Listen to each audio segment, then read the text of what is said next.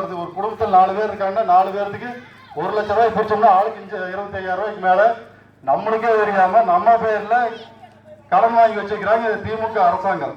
பாத்தீங்கன்னா எல்லாம் இலவசம் கொடுக்குறேங்கிற பேர்ல 10 ரூபா கொடுத்துட்டு 50 ரூபாய் ஆட்டை போடுற கண்டிஷனா தான் இருக்குது. இது வரைக்கும் பாருங்க ரோடு இது போட்டிருக்காங்களா, ஒரு நலத்திட்டங்கள் நல்லபடியாக நடந்திருக்கா, ஒரு குப்பை பார்த்தீங்கன்னா கரெக்டாக ஆகட்டுறக்கெல்லாம் எந்த ஒரு முயற்சி பண்றது இல்லை. இந்த ஒயின் ஷாப் பார்த்தீங்கன்னா நொச்சிப்பாளையங்களுக்கு அங்க ஆரம்பிச்சு நம்ம உள்ள என்ட்ராயிருந்தா பார்த்தீங்கன்னா அந்த ஒரு ஒயின் ஷாப் இந்த ஒரு ஒயின் ஷாப். இங்க வந்தோடனே படு பாதகம் இந்த ஒயின் ஷாப். 4 நாளைக்கு முன்னாடி பார்த்தீங்கன்னா நேராக போய் கரண்ட் கம்பத்தில் அடிச்சு கார்ல கொண்டு போய் அடிச்சு அவ்வளவு போதை. சின்ன சின்ன பசங்க எல்லாம் போதை மயமா தான் சுத்துறாங்க இன்னைக்கு காலகட்டம் பாத்தீங்கன்னா. அதாவது திருப்பூர் 4 கடை இருந்தீங்கன்னா இங்கிருந்தான் கார் போறது விட்டுருவாங்க. இது மலை கிடையாது பாத்தீங்கன்னா ஒவ்வொரு வீட்டுக்கு பக்கத்துலயும் ஒரு வீதி பக்கத்துலையும் கொண்டு ஒயின் ஷாப் வச்சுட்டு ஒரே போதை கலாச்சாரம் தலைவரிச்சாடுது. அப்புறம் பாத்தீங்கன்னா பாலியல் பலாத்காரம் அதெல்லாம் பாத்தீங்கன்னா 60 வயசு முன்னில் 5 வயசுல இருந்து 60 வயசு வரைக்கும் இந்த மாதிரி நடந்துட்டு இருக்குது. இது முக்கிய காரணம் பாத்தீங்கன்னா போதை தான். அவங்க பாத்தீங்கன்னா மதியிழந்து போறப்ப அந்த வேலையில செய்யறாங்க. அதனால இனி வரக்கூடிய காலங்கள்ல நம்ம நாட்டுக்கும் நாட்டு மக்களுக்குமே ஒரு நல்லபடியான ஆட்சி கொடுக்கணும்னா கண்டிப்பா என்டிஏ கூட்டணியால தான் முடியும்.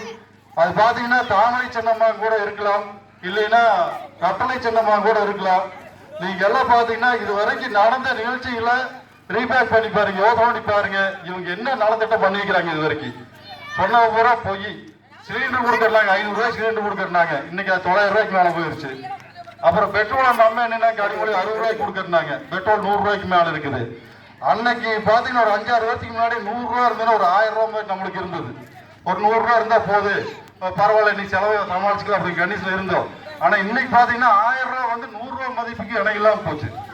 பணத்தோட மதிப்பு கம்மியாயிட்டே இருக்குது. காரணம் என்ன, இந்த மாதிரி இலவசம் கொடுக்கறவங்க பேர்ல தேவையில்லாத செலவுகளை பண்ணி பண மதிப்பு இழக்க வச்சு இன்னைக்கு நம்மளுக்கு இந்த 1000 ரூபாய் வருமானம் பத்தாது. இன்னும் 2000 கொடுத்து 3000 கொடுத்தா எவ்வளவு கொடுத்தா பத்தாத அளவுக்கு இவங்க பொருளாதாரத்தை மாத்திட்டு இருக்கிறாங்க. அதனால எல்லாரும் தயவு செய்து வர்ற எலெக்ஷன்ல எல்லாரும் சிந்திச்சு ஓட்டு போடுங்க. அதே மாதிரி அவங்க என்ன நலத்திட்டம் பண்ணியிருக்காங்கன்னு யோசனை பண்ணுங்க. நம்ம பாத்தீங்கன்னா ஏடிஎம்கே பாரதிய ஜனதா கூட்டணி பாத்தீங்கன்னா வருங்காலத்தில் நிறைய சலுகைகள் பாத்தீங்கன்னா அனாவசியமா கொடுக்கறதுல தேவையான சலுகைகள் கொடுக்குறாங்க. மக்களுக்கு உண்டான நல்ல நலத்திட்டங்கள் கொடுப்பாங்க. இப்ப மோடியோட தலைமையில் இருக்கிற பாரதிய ஜனதா கட்சி பாத்தீங்கன்னா உலகத்திலேயே ஒரு மிகப்பெரிய எடுத்துக்காட்டா திறந்துட்டு இருக்குது இந்தியா. கச்சா எண்ணெய் பாத்தீங்கன்னா ஈரான்ல போர் நடக்குது, அங்கிருந்து கொண்டு வர முடியாது, பெட்ரோல் தட்டுப்பாடு வந்துரு, சிலிண்டர் தட்டுப்பாடு வந்துரு, என்னென்னமோ பொய்ய சொல்லி பார்த்தாங்க. ஆனா நம்மளுக்கு வருங்க மோடி அழுங்காம கொண்டு வந்துட்டாரு. எல்லாம் பாத்தீங்கன்னா சிறப்பா இருக்கு. நம்மளுக்கு பக்கத்து நாடுகள் பட்டப்படமா இருக்குது. என்ன காரணம்னா நம்ம ஒழுக்கமா இருக்கிறோம், நம்ம தலைவர் ஒழுக்கமா இருக்காரு. இந்த மாதிரி திமுக தலைவராக இருந்தாங்கன்னா கண்டிப்பா பக்கத்து ஊருக்கு கூட போக முடியாது. ஆனா நம்மளால அப்படி இல்லை, எல்லா பக்கம் போவாரு. அன்னைக்கு குஜராத்தில் ஆட்சி செய்யல அமெரிக்காவுக்கு வரக்கூடாதுன்னு விசாவுக்கு கூட தடை போட்டிருந்தாங்க. மோடி வரக்கூடாது, அவருக்கு வந்து நாங்க தடை போடுறோம் அப்படின்னு. அப்படியே பிரதமரான இன்னைக்கு வான்னு வழியில லைன் கட்டி நிக்கிறாங்க, எங்க நாட்டுக்கு வா உங்க நாட்டுக்கு வான்னு.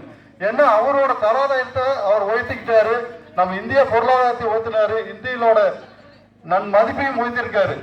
அதனால இதே மாதிரி நம்ம தமிழ்நாடு உயரணும் அப்படின்னு நீங்க எல்லாம் நினைச்சீங்கன்னா, நம்ம பசங்க குழந்தைய நம்ம எல்லாருமே நல்லா இருக்கோம்னா நீங்க கண்டிப்பா பாரதிய ஜனதா கட்சியோட தாமரை சின்னத்துக்கோ அல்லது ஏடிஎம்கேவோட இரட்டை இலை சின்னத்துக்கோ நீங்க வாக்களிக்கணும் வேண்டி விரும்பி கேட்டுக்கிறீங்க.